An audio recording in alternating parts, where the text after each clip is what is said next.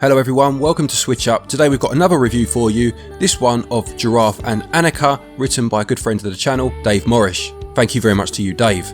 Giraffe and Annika is an adventure game from NIS America. Any fans of the long-necked wonders might be disappointed to find out that there are no giraffes in this game, it's just the name of one of the main characters. The two main characters being humans with some feline features. So is this game a perfect way to pass the time? Dave's put a load of R's in the word perfect there in his script. He wants me to purr like a cat. Behave yourself, mate, you know me better than that by now. Or is it a catastrophe? Bloody hell. Thank you to NIS America for the review code, and now let's find out.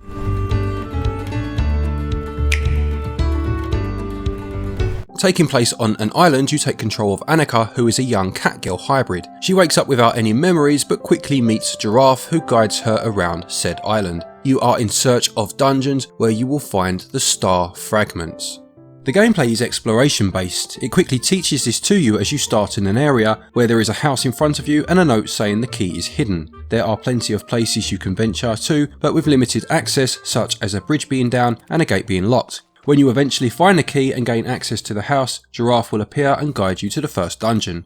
At this very early stage, all you can really do is walk and interact with things. You gain new moves as you progress, but you need to beat the first dungeon before you can even jump. The main gameplay revolves around exploring the overworld to find your way to the next dungeon, then completing that dungeon before exploring the overworld again. That sounds very typical for a game like this, reminiscent of Zelda games, but the execution is very different. For one, there is no combat in this game, so when you encounter enemies in the dungeons, the best thing to do is avoid them. This isn't a problem as the game isn't swarming with enemies and you don't encounter them on the overworld, for example. However, you do get to battle with bosses, more on those later. You can find consumables to give you health back, as well as crystals scattered around that heal you by standing near them. These crystals are plentiful to the point where you don't even need to worry really about healing yourself with food.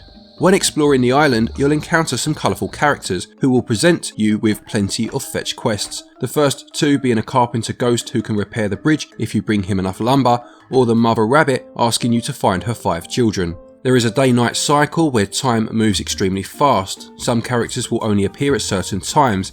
The aforementioned ghost will only appear at night and the bunnies only during the day. If you fail to find all the bunnies by 6 PM, they all head home anyway and you have to start again the next day. Sounds like she really needs to take better care of her kids, to be honest. There are plenty of beds scattered about the place which will let you sleep until night or morning, which is handy, and there is also a watch that you can find which will display the time. A lot of my time with this game was spent wandering around the island searching for fetch quest objectives or wondering where I was meant to go next, as the game doesn't really give you much direction. Despite being given top billing in the game's title, Giraffe isn't much use in this game. He follows you around and will give you a brief reminder now and then, but on the bunny quest for example, he said he was going to help and then after a while of following him, he just stopped walking. There were other times where the story required him to be with me before I could go through a door. I would reach it first, since I moved faster than him, but then I would realise he isn't coming, he had stopped halfway because of some pointless dialogue he had to say at a certain spot. There were a lot of these little annoyances when it came to escorting characters. Giraffe is needed to open dungeon doors, but other than that, I found him to be quite useless. A lack of direction is a big problem I had with this game, and I'm all for games leaving you to work things out for yourself, but there were plenty of times where I had absolutely no idea where I was supposed to go next. Being able to bring up a map of the island would have been a nice touch, so that I could see any areas I may have missed. Sometimes the hints the characters would give me were too vague, and sometimes completely misleading, especially later in the game. This again would result in me wandering around the same areas over and over again until I accidentally found something. I very rarely felt any satisfaction when finding a solution. It's a shame as the game did have a few moments of brilliance, such as when I was tasked to make offerings to 3 statues around the island and nearby was a drawing that showed you what items to offer. It felt very well structured here. I did enjoy this quest, although I did spend a long time searching aimlessly for the 3rd statue. There are collectibles too, the main ones being Meowster pieces, and yes, that is what the game calls them. These are pieces of art you can find hidden around the island and the dungeons. There are 30 in total and you can donate them to the gallery. You have a points card which gets a stamp for each picture donated, with rewards given for reaching a certain milestone. You will need to get half of them in order to beat the game, as the reward for donating 15 is an item required to reach the final area. The dungeons themselves are mostly linear in design and it wasn't too difficult to navigate my way to meet the boss, although the ocean dungeon was a bit tedious having to wait on these slow moving boats. The boss battles are rhythm based, where you have to move left or right and press A at the right time when the orbs appear on your meter. These worked well and were quite fun, although they did feel quite out of place. There are only 5 of these battles in the whole game, and it's a shame that there weren't more of them to really help these rhythm battles feel more of a part of the game's identity. The game's controls are simple: left stick moves, right stick is your camera, and the D-pad also works for movement. B is to jump and A is to interact. X will bring up your inventory, and Y is to use your camera to take pictures when you equip it. The triggers can be used for running when you unlock this, and also for swimming. The swimming can be awkward when it comes to getting out of the water, as it is a bit choppy. The jumping could also become an issue at certain points too, when precise jumps were required, especially later in the game, as I didn't find it to be responsive enough.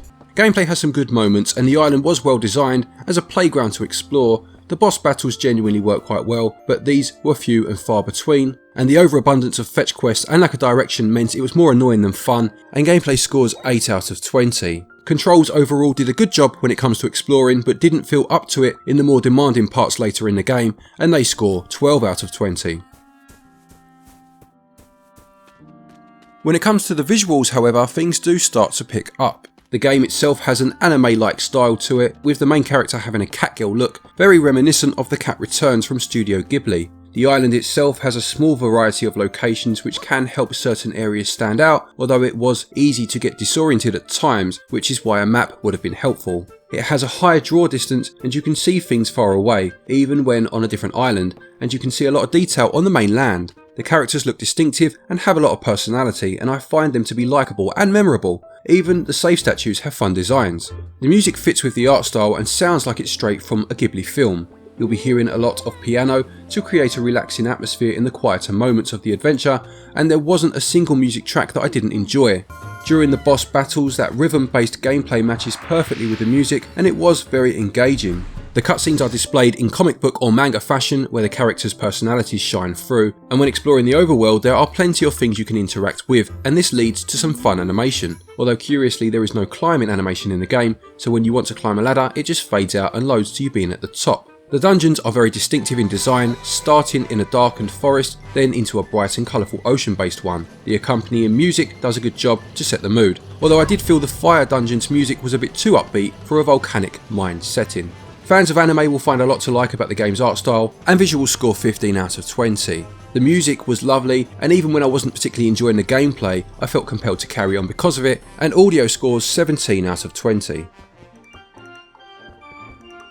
The game cost £26.99, $29 or €29.99 or $45.50. For this you are getting an adventure that took me just over 6 hours to complete. There were 33 achievements to unlock, as well as some optional side quests. That does seem like a small playtime for the asking price, especially since at least half of the game wasn't that enjoyable, as I was wandering around without a clear idea of what to do next. The achievements do bring some replayability, one of which is to beat the game in under 4.5 hours, although once you know where everything is, then that achievement is not really a problem. You can also replay boss battles, where you get 3 difficulties to choose from, and this, to be fair, is a nice touch. £26 for 6 hours may sound about right for some people, I don't know, but it's just how much fun or lack of fun you have in those 6 hours that does it for me, and value scores a very disappointing 6 out of 20.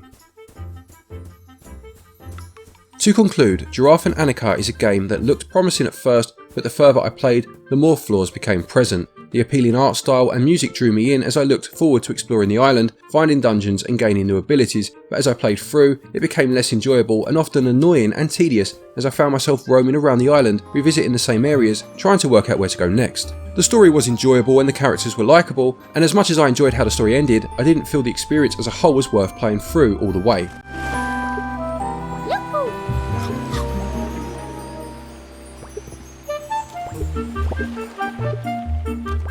Giraffe and Annika gets a SwitchUp score of 58%.